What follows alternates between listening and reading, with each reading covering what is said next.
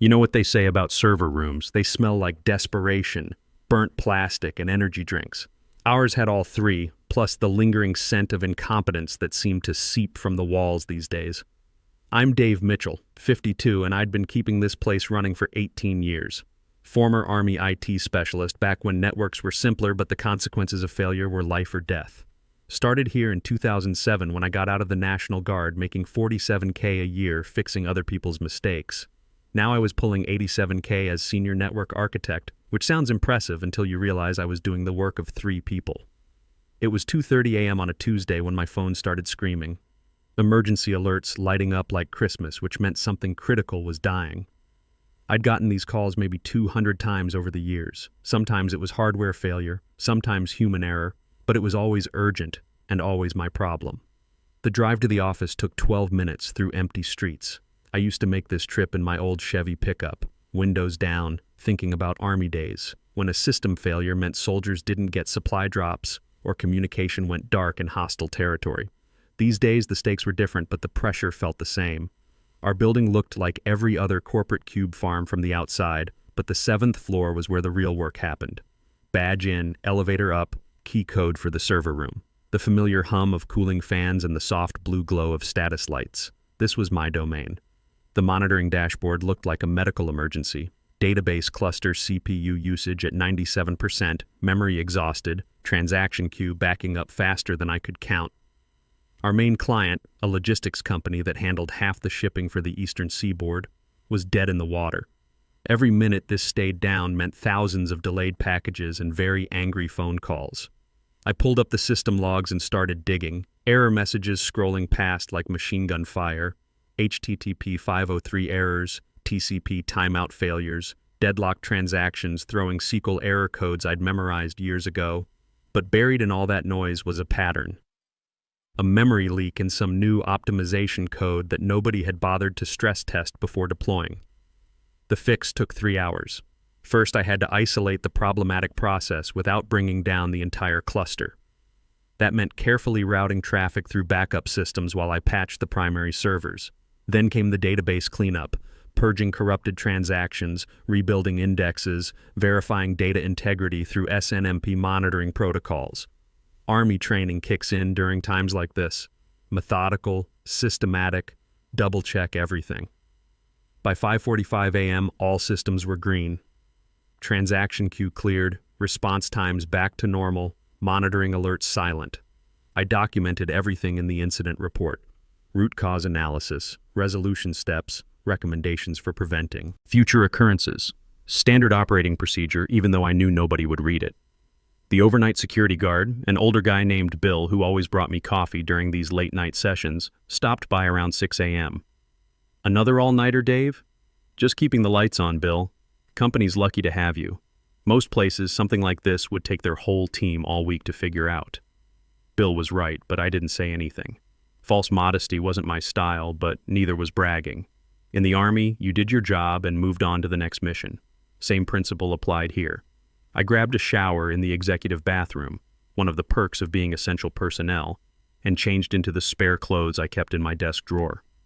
By 8:30 a.m., I was sitting at my workstation with fresh coffee, reviewing system performance metrics to make sure everything was stable. That's when Brandon Montgomery made his entrance.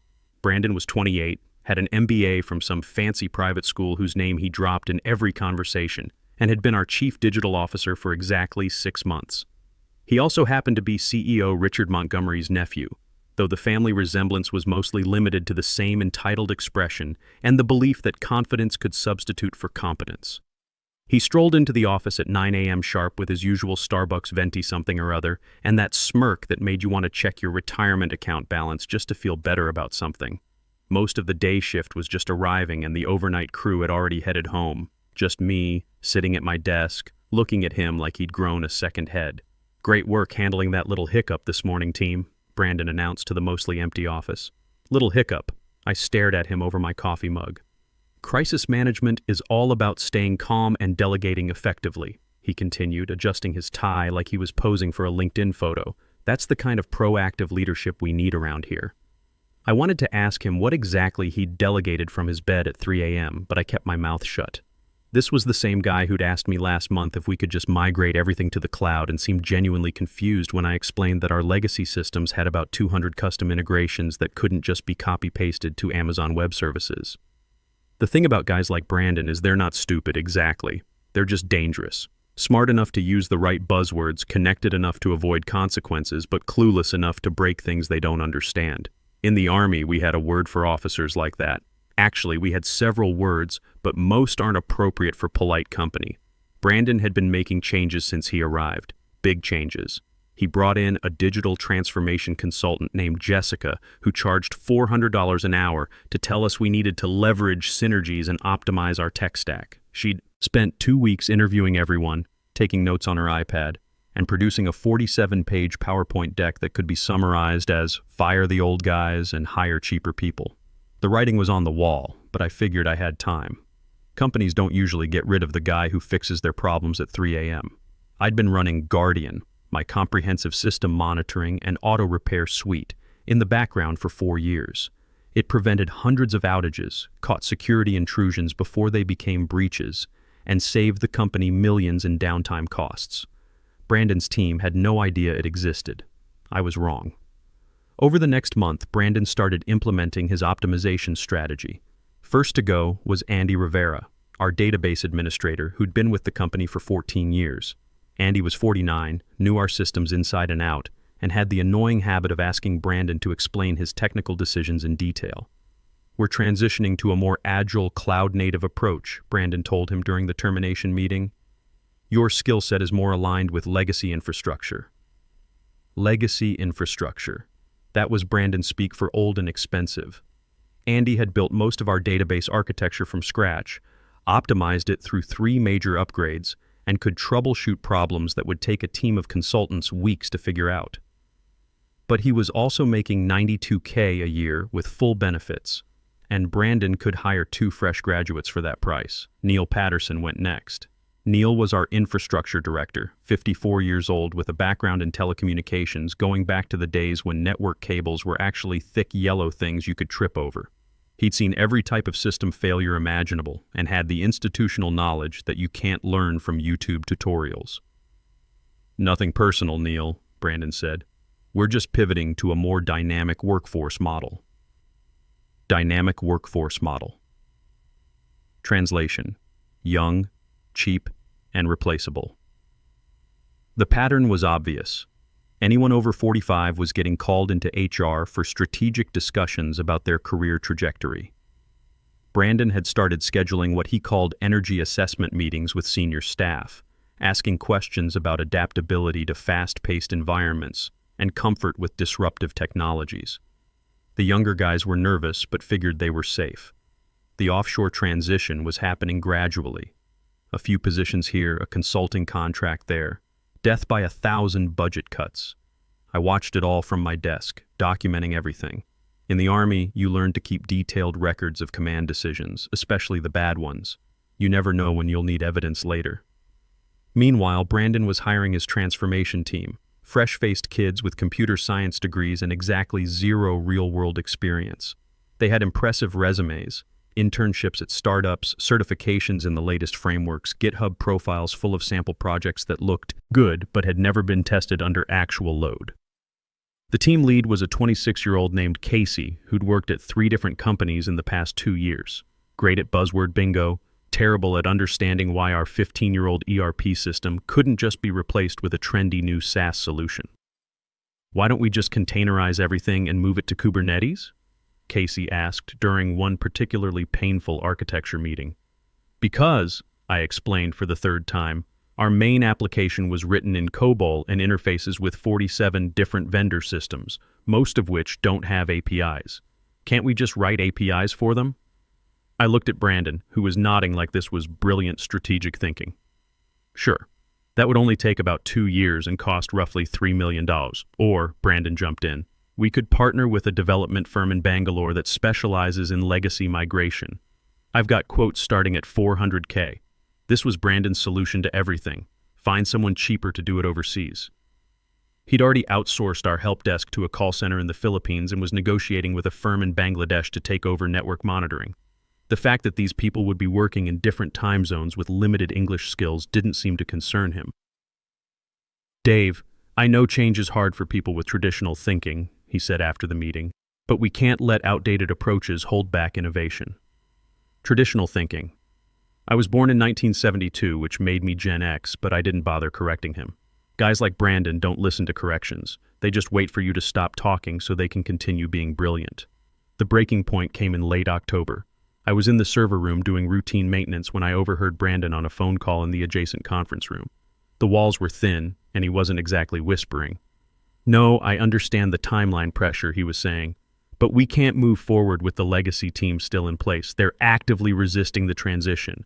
Actively resisting. I was actively keeping the company running, but apparently that counted as resistance. The old guard has too much institutional knowledge. They make themselves indispensable and then use that as leverage. We need a clean slate." Clean slate. That was a new one. Right, I'll handle Dave Mitchell last. He's the biggest problem, knows where all the bodies are buried, if you know what I mean. But once we get the offshore team fully trained on his systems, we won't need him anymore. I finished my maintenance work and walked back to my desk like nothing had happened. But something had changed. For 18 years, I'd been loyal to this company, worked weekends, handled emergencies, fixed problems that weren't technically my responsibility. I'd turned down 3 job offers from defense contractors because I believed in stability and commitment.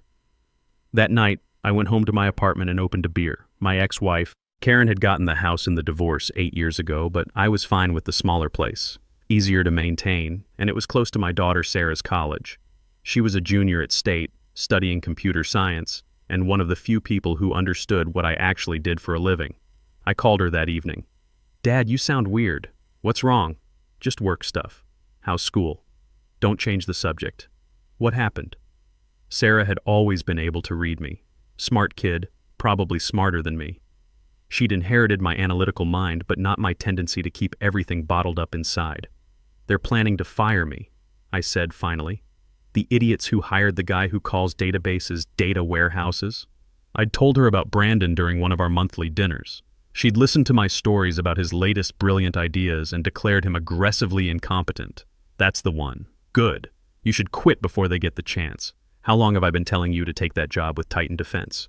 Titan Defense Systems had been trying to recruit me for 3 years. They handled network security for Pentagon contractors and naval installations. The work was more interesting, the pay was better, and they actually valued experience, critical infrastructure protection, the kind of work where failure meant more than just angry customer emails. But I'd always said no, thinking loyalty mattered. "It's not that simple, Sarah. I've got 18 years invested here." "Dad, you've got 18 years of experience. That's an asset, not a chain." She was right, but it still felt like abandoning ship, even if the ship was being piloted by someone who thought icebergs were just frozen opportunities. The next morning, I got the calendar invite I'd been expecting. Subject line, quick sync, HR. No agenda, no context, just a cold little placeholder sitting at 4:30 p.m. on a Friday, the corporate equivalent of a last meal. Friday afternoon came like a slow-motion execution. I spent the morning doing what I'd always done, monitoring systems, reviewing logs, fixing small problems before they became big ones. Around lunch, I got a text from Andy Rivera, who'd been laid off 3 weeks earlier. "Heard through the grapevine you're next on the chopping block. Sorry, man. Word travels fast in the IT community, especially when a company starts hemorrhaging experienced people for no apparent reason other than their birth year." At 4:25 p.m., I walked into conference room B. Brandon was there, perched on the edge of the table like he was doing a photo shoot for Entrepreneur magazine. Next to him sat Patricia Coleman from HR, looking like she'd rather be anywhere else on the planet. "Dave, thanks for coming," Brandon said, crossing one leg over the other like he'd learned the gesture from a TED Talk about power poses. "This won't take long." Patricia slid a manila folder across the table like it might bite her. The tab read "Confidential Employment Termination. As part of our legacy team optimization initiative," Brandon began. "We're restructuring certain senior roles to better align with our future-focused vision." Legacy Team Optimization Initiative. I had to give him credit for creativity. Most companies just called it downsizing. "We really appreciate your years of dedication," he continued, pausing like he was trying to remember what it was I actually did. "But we're moving in a new direction. More agile, more collaborative, more contemporary. Contemporary. There was the youth dagger, wrapped in corporate speak. I opened the folder and scanned the severance agreement. 3-month salary continuation, COBRA coverage for 6 months, standard non-disclosure, and non-compete clauses. The legal language was dense, but I'd learned to read contracts during my Army days when I was responsible for vendor agreements on base IT systems. What caught my attention was Section 7, Intellectual Property and Proprietary Systems. It stated that all company systems and processes would remain property of the company upon employee departure. Standard language except for one problem. They'd never bothered to update my original employment contract from 2007. Back then, the company was smaller and desperate for experienced people. My contract specifically granted me ownership of any original code or systems developed outside normal work parameters using personal time and resources. The legal department had insisted on this clause to avoid paying overtime when I worked nights and weekends. Over the years, I'd written dozens of custom scripts and monitoring tools, database optimization routines that ran every night to prevent corruption, network monitoring agents using SNMP protocols that caught intrusion attempts before they became breaches, automated failover procedures that kept systems running during hardware failures, all developed on my own time, using my own equipment, because I was tired of being called at 3 a.m. to fix problems that could be prevented. The crown jewel was Guardian, my comprehensive system monitoring and auto repair suite. It had been running quietly in the background for 4 years, preventing hundreds of outages and saving the company millions in downtime costs. The system monitored everything from CPU temperature to network traffic patterns, automatically routing around failed components and triggering TCP health checks when services became unresponsive. Brandon's team had no idea it existed. "Any questions?" Brandon asked, flashing that smile he probably practiced in the mirror. I looked at him for a long moment. "Just one. How long do I have to transfer my proprietary systems?" He blinked. "Your what?" I stood up, unplugged my security badge from its lanyard and placed it on the table like a chess piece claiming checkmate. "My intellectual property, the monitoring systems, auto-repair scripts, database optimization routines, they're mine, not the company's. I'll need to properly transfer ownership before my access is revoked."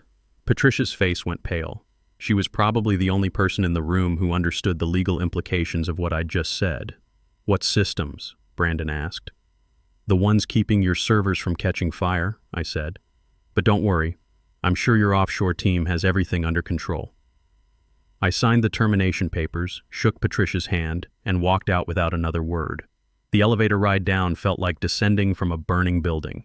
18 years of my life in that place, and it ended with a 15-minute meeting and a handshake from someone who didn't know a database from a doorknob. I drove to Murphy's Diner, 2 blocks away, and ordered coffee and apple pie. Then I opened my laptop and logged into the system for the last time. Guardian was distributed across 47 servers, monitoring everything from CPU temperature to network traffic patterns. Removing it required careful coordination to avoid triggering immediate alerts. One by one, I transferred ownership of each component from the company repository to my personal servers. The process took 43 minutes and was completely legal. The database optimization scripts took another 20 minutes. These ran every night at 2 a.m., cleaning up corrupted transactions, rebuilding indexes, and preventing the cascade failures that had plagued the company before I'd written them. Finally, I revoked the automated failover procedures that had been quietly routing traffic around failed systems for the past 3 years. Without these, a single server failure could bring down entire departments. When I finished, I closed the laptop and ordered another piece of pie. Then I called Titan Defense Systems. "Mr. Mitchell, what a pleasant surprise," said Rebecca Martinez, their CTO. "I was just thinking about you. We have a new contract starting Monday. Network security audit for a naval logistics facility in Norfolk. Pentagon clearance requirements, critical infrastructure protection. Interested? What's the pay? $145K base plus security clearance differential. Full benefits, 4 weeks vacation, and a team that actually knows what they're doing." I thought about Brandon's comment about traditional thinking. "When do I start?" "How about Monday morning? We'll handle all the paperwork. You've got a deal." I hung up and sat back in the diner booth, watching traffic pass by on the street. For the first time in months, I felt something I'd almost forgotten, anticipation instead of dread about going to work. My phone was quiet for exactly 47 minutes, then it started buzzing. Over the next 18 hours, the automated systems I'd built began their slow decline. Without Guardian monitoring CPU temperatures and memory usage, small performance issues went undetected. Database optimization scripts that normally ran at 2 a.m. simply didn't execute, leaving corrupted transactions to pile up. Automated failover procedures that had been silently routing traffic around problematic servers stopped functioning. First text was from Casey, the young team lead. "Hey Dave, weird question. Database response times seem really slow today." Then Patricia from HR. "Dave, quick question about some technical documentation you might have." Then Brandon himself. "Dave, hope you're well. Could you give me a call when you get a chance?" I turned the phone face down and finished my pie. They'd figure it out eventually, or they wouldn't. Either way, it wasn't my problem anymore. Around 8 p.m., I drove past the office building one last time. Most of the lights were still on, which was unusual for a Friday night. I imagined Brandon and his transformation team staring at error messages they couldn't understand, trying to figure out why systems that had been running smoothly for years were suddenly throwing HTTP 503 errors and database timeout codes. The beautiful thing about Guardian was that nobody knew it existed. It had been invisible, working quietly in the background, preventing problems before they became emergencies. Now that it was gone, every small issue would cascade into a major failure over the coming days. I went home, grilled a steak, and opened a beer. Monday, I'd start a new job with people who understood that experience wasn't a liability. Tonight, I was going to enjoy watching 18 years of frustration finally pay dividends. Monday morning started with 23 missed calls and 47 text messages. I ignored them all and drove to my first day at Titan Defense Systems. Their office was nothing like my old workplace. Clean, modern, but with a serious atmosphere that reminded me of military installations. No open concept nonsense or ping-pong tables, just professionals who understood that national security wasn't a game. Rebecca Martinez met me in the lobby at 7:30 a.m. sharp. Mid-40s, former Navy, with the kind of competence that didn't need to advertise itself. "Welcome aboard, Dave. Ready to do some real work?" The team was everything I'd hoped for. Engineers with actual experience, military contractors who'd seen systems fail under combat conditions, cybersecurity specialists who understood that flashy presentations don't stop hackers. During my first meeting, when I mentioned concerns about protocol implementation, people took notes instead of rolling their eyes. Around 10 a.m., my personal phone started ringing. Brandon's number. I let it go to voicemail. "Dave, it's Brandon. Look, some systems seem to be having issues, and the offshore team is still getting up to speed. Could you give me a call? Nothing urgent, just want to pick your brain about a few things." Nothing urgent. Right. By noon, I had 3 more voicemails from Brandon, 2 from Patricia and HR, and 1 from CEO Richard Montgomery himself. I was in the middle of reviewing security protocols for the Norfolk Naval Facility when Rebecca stopped by my desk. "Everything okay? Your phone's been lighting up all morning. Former employer having some technical difficulties." She raised an eyebrow. "The kind that happens when you fire your most experienced people? Something like that. Well, their loss is our gain. How's the Norfolk assessment coming?" I showed her my preliminary findings, 17 potential security vulnerabilities in their current network configuration, along with detailed recommendations for improvement. Real work with real consequences if we got it wrong. Excellent. The Admiral's going to love this level of detail. Around 2 p.m., Andy Rivera called. He'd been laid off a month ago, but still had friends inside the company. "Dave, you need to see what's happening over there. It's like watching a nuclear meltdown in slow motion." "Tell me." "Started yesterday evening. Email system crashed overnight. Customer portal's been down since 11 a.m. The payment processing gateway is throwing error codes nobody can understand. Casey's been running around like his hair's on fire, trying to get the offshore team to fix things they've never seen before." "What about Brandon?" "Locked in his office, probably updating his LinkedIn profile. Word is the CEO's flying back from vacation to handle the crisis personally."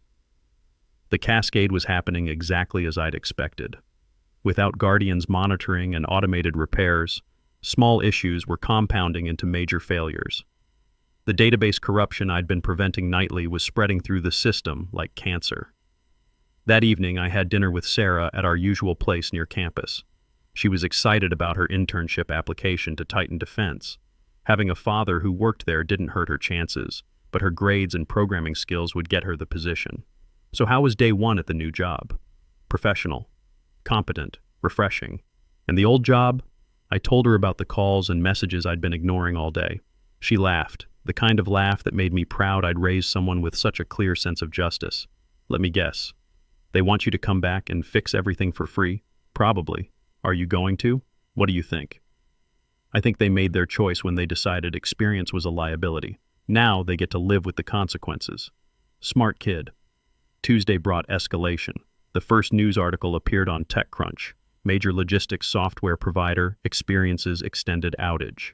The piece was short on details, but mentioned that several major shipping companies were reporting delays due to system failures at an unnamed technology partner. My old company's stock price dropped 12% in morning trading. The company that had been valued at $120 million just 6 months earlier was hemorrhaging value as fast as it was losing customers. Brandon called 6 times. I answered on the 7th. Dave, thank God. We really need your help here. Hello, Brandon. How's the digital transformation going? Look, I know how Friday ended, but maybe we can work something out. Consulting arrangement, very generous terms. How generous? Double your old hourly rate. Triple if you can get things stabilized by end of week. I was sitting in Titan's break room, looking out at the Potomac River while eating lunch with people who actually knew what they were doing. Can't help you, Brandon. Dave, please. The board's asking questions. Uncle Richard is furious. The offshore team says they need more time to understand the systems. How much more time? They're saying maybe 6 months to fully replicate your whatever it was you were doing. 6 months. By then, the company would be bankrupt or acquired by competitors at fire sale prices. That's unfortunate. Have you tried turning it off and on again? Dave, I'm begging you. Name your price. It's not about money, Brandon. See, I just accepted a position with Titan Defense Systems. We handle cybersecurity for military installations and Pentagon contractors. Very sensitive work. Can't risk my security clearance by getting involved in whatever mess you've created. The silence lasted about 10 seconds. Security clearance? TS-SCI, maintained through my National Guard service. Titan's been trying to recruit me for years, but I was loyal to you guys. Funny how things work out. I hung up before he could respond. Wednesday brought congressional attention. A House subcommittee on cybersecurity had noticed that several defense contractors were experiencing supply chain disruptions due to the ongoing systems failure. When critical infrastructure starts failing, people in Washington pay attention. By Thursday, the acquisition rumors started. 3 different private equity firms were reportedly circling, looking to buy the company's assets at a steep discount. The offshore team had managed to restore email functionality, but the core business systems remained unstable. Every day brought new cascade failures as systems that had been quietly interdependent began failing in sequence. Friday afternoon, exactly 1 week after my termination, I got a call from a number I didn't recognize. Mr. Mitchell, this is Thomas Baker from Hartwell & Associates. We represent the acquisition team interested in your former employer. Would you be available for a consultation regarding systems integration? What kind of consultation? We understand you designed many of the critical systems currently experiencing difficulties. We'd like to discuss bringing you on board to oversee the technical transition. At what rate? $200 per hour, plus equity participation in the acquisition vehicle. I thought about it for exactly 3 seconds. Thanks, but I'm happy where I am. Though I could recommend some good people who might be available. Such as? Andy Rivera, Neil Patterson, and about a dozen other experienced engineers who were recently laid off for being legacy-minded. They're probably available. 2 weeks later, I saw the headline in the Wall Street Journal. Montgomery Technologies acquired by Hartwell Capital in distressed sale. The purchase price was roughly $30 million, 25% of the company's $120 million valuation from 6 months earlier. The new management team included Andy as CTO and Neil as Director of Infrastructure. Brandon was notably absent from the organizational chart. I heard through industry contacts that he'd started a consulting firm focused on digital transformation strategies. His LinkedIn profile still listed him as a thought leader in enterprise modernization, though his endorsement count had dropped significantly.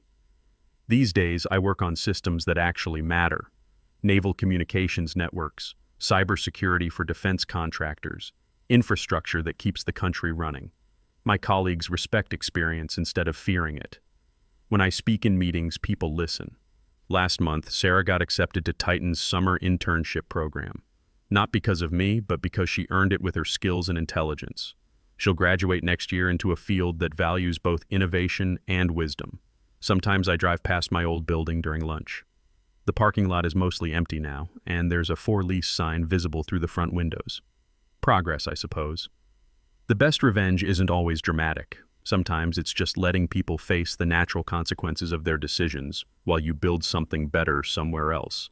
The server room at Titan smells like success. Clean, cool, and professionally maintained. No desperation, no burnt plastic, no energy drinks. Just the quiet hum of systems that work exactly as they're supposed to, maintained by people who understand that experience isn't a liability. It's a liability only when you're too arrogant to value it.